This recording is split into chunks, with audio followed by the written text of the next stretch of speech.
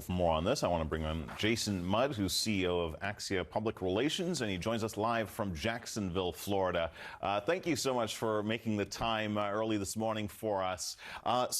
Listen, I want to start off by quoting a marketing expert here, Omar Oakes, who said, business professors will do case studies for years on X and Tesla and how to destroy brand equity so needlessly. So have you ever seen anything like this, a brand seemingly cratered by one person, the head of the company?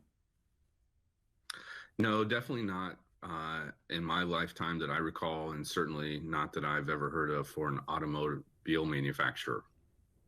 Yeah, it seems certainly unique, and especially with the political angles to this. And it seems to be sort of a twofer in a way. Not only is it Elon Musk's turn to the extreme right, which is unpopular with many Tesla buyers, but he's also in charge of these Doge cuts, which are also unpopular. So it seems as though Musk will be inextricably linked with the Trump administration, and with it, his brands like Tesla. I mean, it's hard to untangle the brand from the politics. Mm-hmm. Yes, you're right. I think that Elon has been known for quite a while to be a man that does things his own way. He's a kind of a rare character. I call him like a renegade CEO.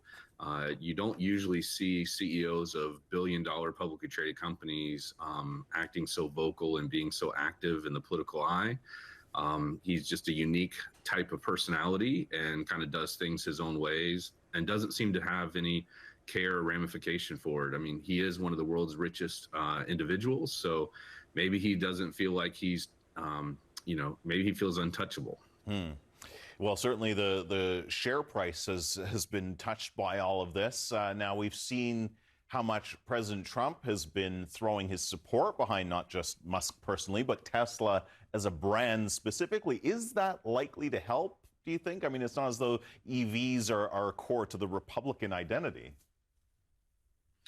Yeah, I'm sure some Republicans enjoy having luxury cars, and others are more interested in traditional vehicles. What's interesting to note is during Trump's first administration, he had a lot of conflict with his cabinet members and other appointees, and including him and Musk butted heads during his first administration. So it'll be interesting to see what happens from here, but definitely Elon is doubling down in his role here. He's made some unpopular choices, and it is affecting stock price. It is affecting his image. I don't know if that's going to change. I think that, he gets in a lane and tends to stay in it. And just like Trump doesn't always seek outside counsel or advisors and take their advice. Yeah. What would your advice as a PR expert be? What would you tell Elon Musk if you could bend his ear? Well, I think clients like Musk are very difficult, just like it would be difficult to have Trump as a client.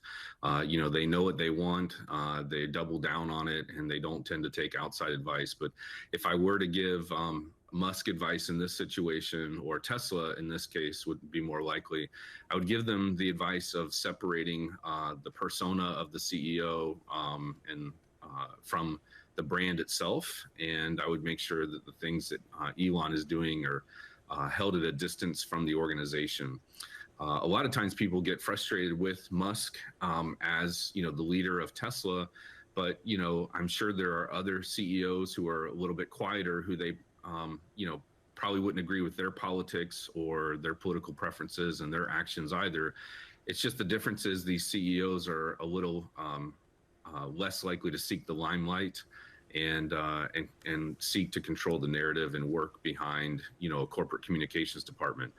Musk got rid of his public relations department, I believe, around 2020, and he prefers just to communicate directly through using X and other platforms and be the voice and primary spokesperson for the organization very actively. Yeah, it seems hard to separate Musk from Tesla. Quick yes or no question.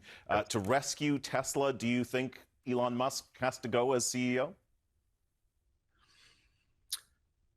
I think that's a question the board is asking themselves. I think it's going to be hard to do. They tried to separate him from the company years ago and were unsuccessful.